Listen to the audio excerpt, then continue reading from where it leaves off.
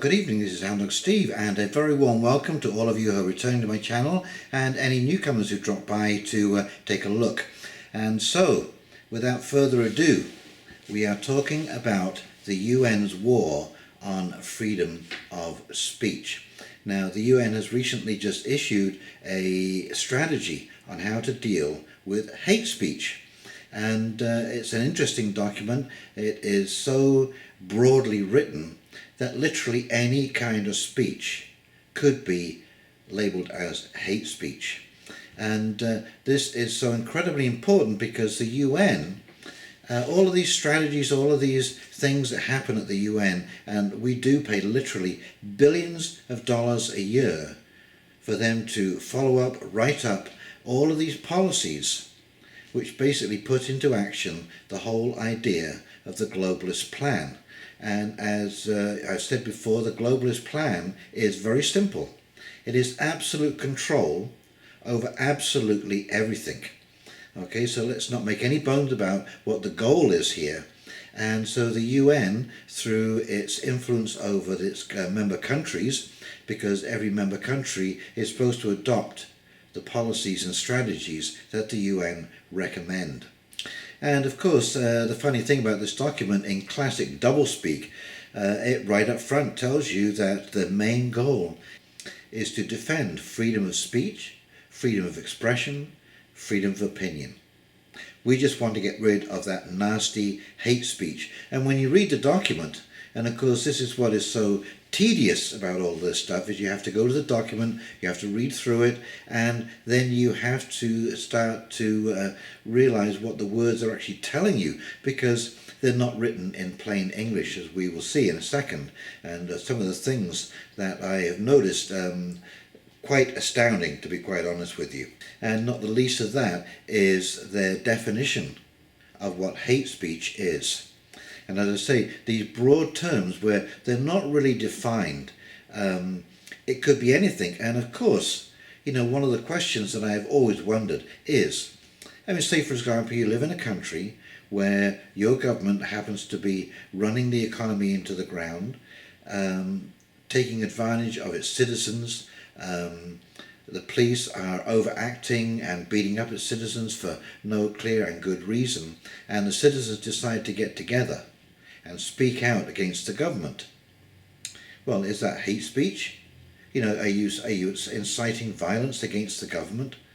You know, this is where it gets all very blurry, and we as a citizen must always retain the right to be able to speak out against those who rule us, those who lead us, those who make the decisions. Because without that right, then of course we all know what will happen.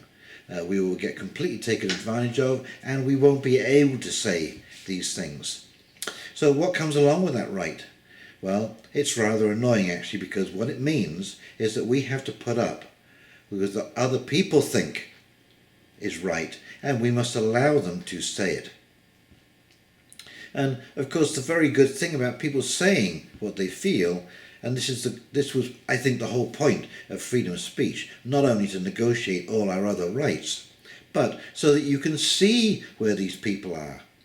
You see, when you shut down free speech, all of these movements, these very dark movements, go underground, and you give them a credibility that they never had before.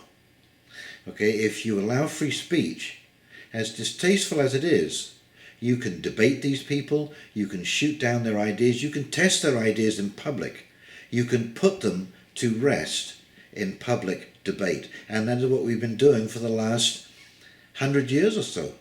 We've been eliminating inequality and persecution just about everywhere we can. We've eliminated slavery. So really the only place that you can buy slaves anymore on the open market legally is in third world countries. Now, I know there is human trafficking goes on in the Western world, but that is very much an underground type of thing, and it's certainly not on the open market. And even though it does happen, there are laws against human trafficking. So really the only way to eliminate hate speech is more speech. That's right, the more speech we have, the better it is for all of us. And you will see it will take time, there's no doubt about it. It will take time, but a lot of the really abhorrent kind of speech will just naturally disappear. As we know in today's language, wow, there are certain words that you rarely hear anymore, and we just don't use them. And you know what, these are the words I'm talking about, and they were commonplace when I was a boy. So over the space of 50 years, we have eliminated an awful lot of distasteful language. And the interesting thing about that was we didn't eliminate the language. We eliminated the thoughts that created the attitude that created that language. Okay, so do you see what I mean? We didn't eliminate the language. We didn't say you can't use that word. We just created a society where we didn't want to use that word, where we started to appreciate and value the effects of our words. And again, this is why we should never, ever, ever hide things historically. We should never hide our mistakes. We should view them openly, and we should leave them there for all to learn from. This is how we learn. This is how civilizations move forward. And so for the UN to behave like this and to leave such a broad definition of hate speech is absolutely outrageous. And then to try and inflict that on every single member country, it really is an outright war on freedom of speech. Anyway, let's pop over and take a little look at that, and we'll come back and I'll do a quick wrap up. Okay, here we go.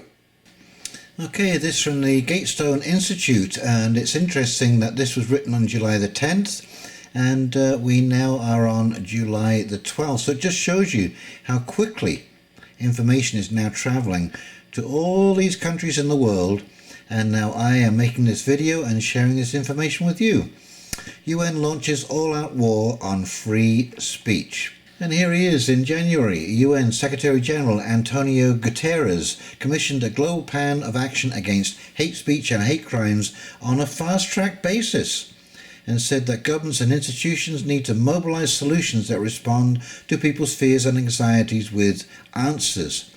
One of those answers Guterres appeared to suggest is shutting down free speech. In January, United Nations Secretary General Antonio Guterres tasked his Special Advisor for the Prevention of Genocide, Adama Dieng, to present a global plan of action against hate speech and hate crimes on a fast-track basis, speaking at the press conference about UN challenges for 2019. Guterres maintained the biggest challenge that governments and institutions face today is to show that we care, and to mobilize solutions that respond to people's fears and anxieties with answers. One of those answers Guterres appears to suggest is shutting down free speech. We need to enlist every segment of society in the battle for values that our world faces today, and in particular to tackle the rise of hate speech, xenophobia and intolerance. We hear troubling, hateful echoes of eras long past, Guterres said. Poisonous views are penetrating our political debates and polluting the mainstream. Let's never forget the lessons of 1930. Hate speech and hate crimes are direct threats to human rights. Now, poisonous views that are penetrating our political debates, well, isn't that just another opinion? As I said, if your government is running the country into the ground and making you pay for it, do you not have a right to speak up against that? Is that a poisonous view? Penetrating political debates? Guterres added, words are not enough. We need to be effective in both asserting our universal values and in addressing the root causes of fear, mistrust, anxiety and anger. That is the key to bring people along in defense of those values that are under such grave threat today. In other words, forget everything about free exchange of ideas. The UN feels that its values are being threatened, and those who criticize those values must therefore be shut down. Not only that, but disingenuously, the UN is comparing dissent from its agendas with the rise of fascism and Nazism in the 1930s. So this is the actual plan itself, and we have a foreword, of course, by Mr. Guterres. Around the world we are seeing a disturbing groundswell of xenophobia, racism and intolerance, including rising anti-Semitism. It is filled with trigger words and keywords, very, very emotionally powerful. And of course there is nothing that we would like more than to stop hateful thoughts and hateful speech. But when we get into the preamble, what is hate speech? And here it is. There is no international legal definition of hate speech, and the characterization of what is hateful is controversial and disputed. In the context of this document, we term hate speech is understood as any kind of communication in speech, writing or behavior that attacks or uses pejorative or discriminatory language with reference to a person or a group on the basis of who they are, in other words, based on their religion, ethnicity, nationality, race, colour, descent, gender, or other identity factor. Well, that is not hate speech. That is opinion. If you don't like somebody's religion and you say, I don't like your religion, that's just your opinion. That is not hate speech. Even if other people agree and say, yeah, we don't like your religion. What about atheists? Atheists speak up about this all the time.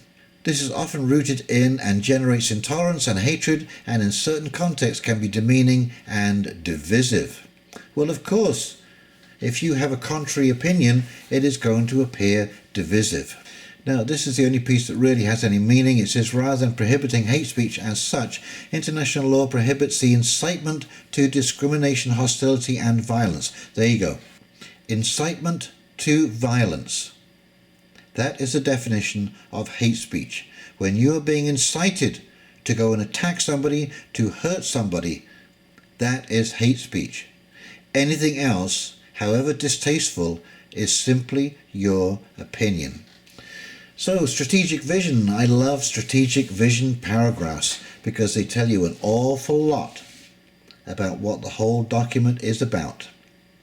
The UN strategy and plan of action on hate speech aims to give the United Nations the room and resources to address hate speech, which poses a threat to United Nations principles, values, and programs.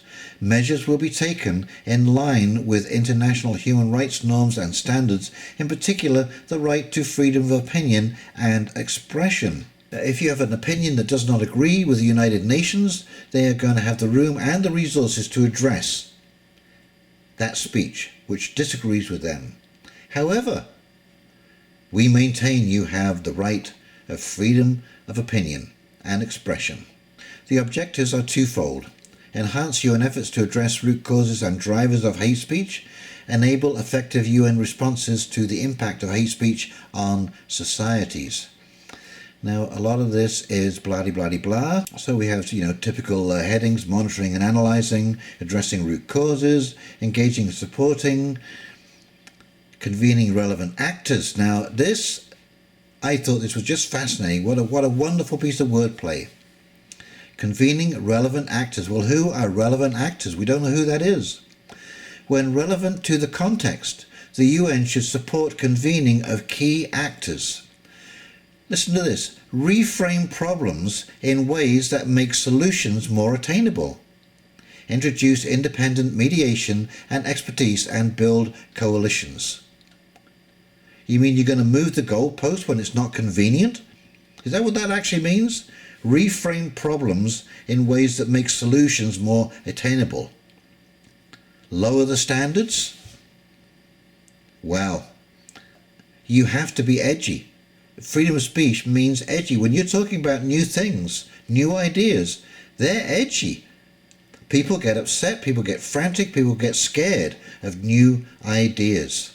Remember, women's suffrage was a new idea at one time. Not smoking cigarettes was a new idea at one time. Anything that is new is potentially threatening, and that speech is potentially offensive to anybody. But to think that the UN is going to be using all of their resources to force other countries to start policing anything that they say is hate speech is a very, very concerning trend and a very concerning move indeed. Now here's an interesting one. Fostering peaceful, inclusive and just societies to address the root causes and drivers of hate speech. The UN system should raise awareness about respect for human rights, non-discrimination, tolerance and understanding of other cultures and religions, as well as gender equality, including the digital world. It should promote intercultural, interfaith and interreligious dialogue and mutual understanding. Well, it sounds cute, doesn't it? Whether it will actually work is another question, but it certainly sounds like a unifaith, where we all have the same cookie-cutter cultural background that doesn't allow any free thought or free speech at all. Just the edicts that come down from the UN, and that's it. The one world order, the globalist movement. Now, it is an interesting thing about fascism, totalitarianism, Marxism, is that these kind of systems, they rear their ugly head every so often, but they never seem to make it in the long term. And each time, each passing is more quickly, because we now have quicker and quicker means of communication. Okay, and the reason it doesn't work is because it stifles imagination. It stifles ingenuity. It stifles invention, because people become so frightened of speaking, they become so frightened to express themselves or to express ideas which are new and strange, out of fear of vilification or losing their job, they conform. They just conform to the narrative, they don't speak outside of it, and they don't even speak to other people, because you don't know whether that person is an informant. This is what it was like in communist countries. You had to take a long walk somewhere with a friend, and you hoped that that friend wasn't an informant. And people, of course, because they were starving or they needed money for whatever, were quite often more than willing to sell this information to the Stasi or the police. Okay, it just became an absolute disastrous situation, and that, my friends, is no way to live your life. Okie dokie, well, I hope you enjoyed this video, and if you did, please like, comment and subscribe below, and in the meantime, you have yourself a pleasant evening, and we will talk to you very, very shortly. Okay, see you now. Bye.